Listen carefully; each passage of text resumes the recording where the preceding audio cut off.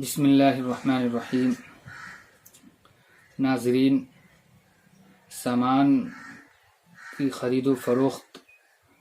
کی ایک شکل یہ ہے کہ قسط پر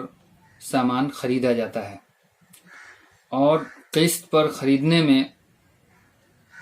نقد خریدنے کے مقابلے میں قیمت بڑھی ہوئی ہوتی ہے، یعنی نقد خریدنے میں اور ادھار خریدنے میں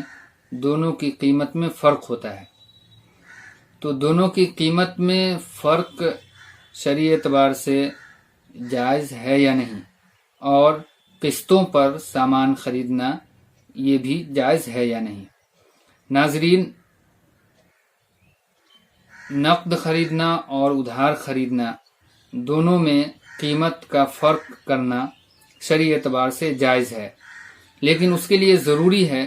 کہ خریدتے وقت ہی یہ طے ہو جائے کہ یہ سامان نقد کی شکل میں 500 روپے کا ہے اور ادھار کی شکل میں 700 روپے کا ہے۔ اگر یہ اسی وقت طے ہو جاتا ہے کہ اگر نقد خریدیں گے تو 500 روپے قیمت ہوگی اور ادھار خریدنے کی شکل میں 700 روپے قیمت ہوگی، اسی طرح اگر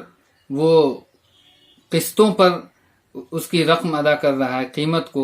اب کوئی سامان اگر 10,000 کا خریدا اور وہ